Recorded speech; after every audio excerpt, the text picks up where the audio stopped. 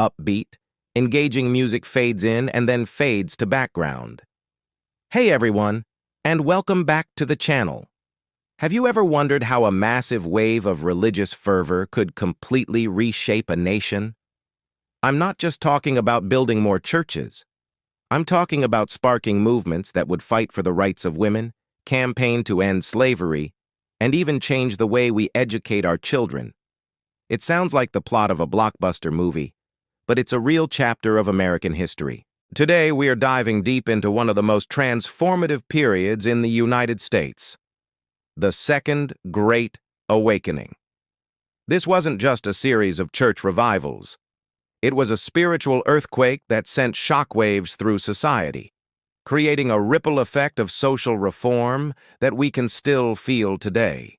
So grab your notebooks, because we're going from the pulpit to the protest lines to uncover how faith ignited a fire for justice and forever changed the course of America. Let's get started. To really get what the Second Great Awakening was all about, we need to transport ourselves back to the late 1700s and early 1800s. America was a young, bustling nation, full of optimism, but also a sense of spiritual unease. The rationalism of the Enlightenment had made some people question traditional faith.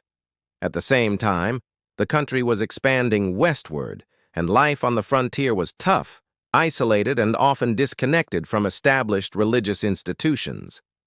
Into this environment stepped a new generation of preachers. Figures like Charles Grandison Finney weren't your typical reserved ministers. They were dynamic, passionate, and charismatic. They held massive outdoor camp meetings that could last for days, drawing thousands of people from all walks of life. Imagine it, hundreds, sometimes thousands, gathered under the open sky, listening to fiery sermons that were emotional, personal, and direct. The core message was revolutionary for its time. Instead of the old idea that salvation was predestined for a select few, these new preachers proclaimed that salvation was available to everyone. Your destiny wasn't predetermined, it was in your hands. All you had to do was choose to accept God's grace, reject sin, and live a better life. This was incredibly empowering. It told ordinary people, farmers, women, merchants, even the enslaved, that they had agency, that they had the power to change their own spiritual fate. This idea of personal responsibility for one's own soul would soon morph into a powerful new concept, a responsibility to perfect the world around them. The preachers of the Second Great Awakening taught that true conversion wasn't just a private internal experience. It had to be proven through action. A genuinely saved person, they argued, would naturally want to combat sin and suffering wherever they saw it in the world. Society itself, just like the individual, could be perfected and brought closer to a heavenly ideal. This belief lit a fuse. Suddenly, social problems like poverty, alcoholism, ignorance, and slavery weren't just unfortunate facts of life.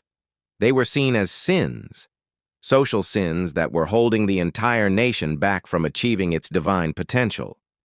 And if you were a good Christian, it was your moral duty to fight them. This theological shift from personal salvation to social salvation was the engine that would drive the great reform movements of the 19th century. People didn't just go to church on Sunday. They organized, they petitioned, they founded societies, and they took to the streets, fueled by a divine mandate to heal a broken world. One of the most immediate and widespread battles was against alcohol. The temperance movement wasn't just about encouraging people to drink a little less. In the early 19th century, alcohol consumption was incredibly high, and it was linked to a host of social ills: poverty, domestic abuse, and workplace accidents. For the newly impassioned reformers, alcohol wasn't just a vice. It was a moral poison corrupting the nation's soul. Driven by religious conviction, activists, a huge number of them women, formed organizations like the American Temperance Society. They used tactics that would be familiar to activists today. They held rallies, distributed pamphlets detailing the evils of demon rum, and encouraged people to sign pledges of total abstinence. Their message was simple and powerful. To build a godly society, you had to start by clearing away the fog of alcohol. This movement was a perfect example of faith-meeting action, transforming a personal moral choice into a massive, organized political campaign. But the fight against alcohol was just the beginning. This same religious fire also fueled the fight for women's rights. At the time, women were largely excluded from public life. They couldn't vote, own property in their own name, or speak publicly. However, the Second Great Awakening inadvertently gave them a platform. Women were often the majority of converts at revivals and became the backbone of these new reform societies. They were the organizers, the fundraisers, and the foot soldiers of the temperance and abolitionist movements. Through this work, women like Susan B. Anthony, Lucretia Mott, and Elizabeth Cady Stanton gained invaluable experience in public speaking, organizing, and political strategy.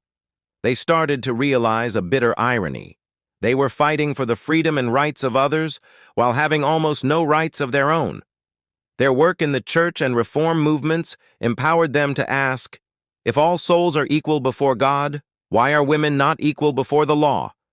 This question, born from the intersection of religious awakening and social activism, was the spark that ignited the women's suffrage movement, culminating in the Seneca Falls Convention of 1848, the first major women's rights conference in American history. Perhaps the most dramatic and consequential reform movement to grow out of the Second Great Awakening was the abolitionist movement. While opposition to slavery had existed since the nation's founding, the Awakening injected it with an urgent and uncompromising moral righteousness. For abolitionist leaders like William Lloyd Garrison, Frederick Douglass, and the Grimke sisters, slavery was not just a political or economic issue. It was a national sin of the highest order.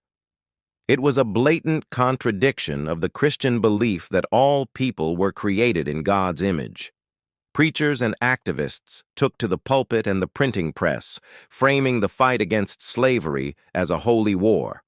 They used the Bible to condemn slaveholders and called on all true Christians to dedicate themselves to immediate, uncompensated emancipation. This religious framework galvanized the movement, transforming it from a fringe political position into a powerful moral crusade. It motivated ordinary people to take extraordinary risks, like operating the Underground Railroad to help enslaved people escape to freedom. They weren't just breaking the law. In their minds, they were following a higher moral law. The fierce, unyielding moral certainty of the abolitionist movement, so deeply rooted in the principles of the Second Great Awakening, ultimately pushed the nation toward the conflict that would finally end slavery: the Civil War. The reformers' vision of a perfected society wasn't limited to just adults. They believed that to create a righteous republic, you had to start with its children. This led to a dramatic push for education reform, championed by figures like Horace Mann.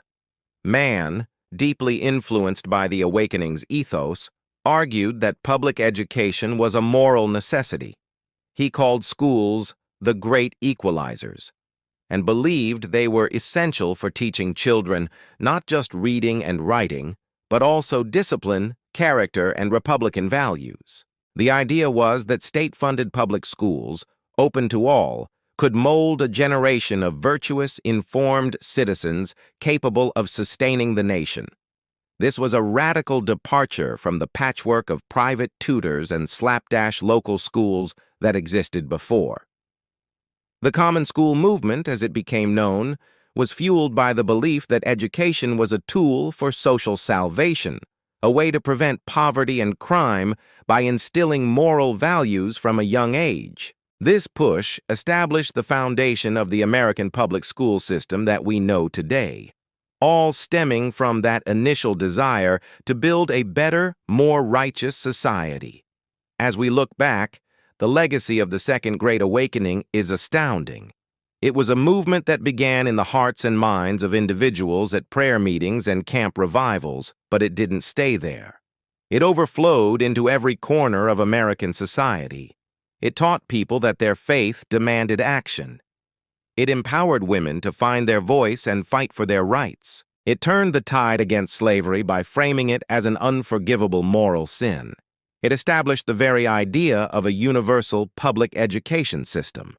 The Second Great Awakening fundamentally altered the relationship between religion and public life in America, creating a powerful tradition of faith-fueled social activism that continues to this day.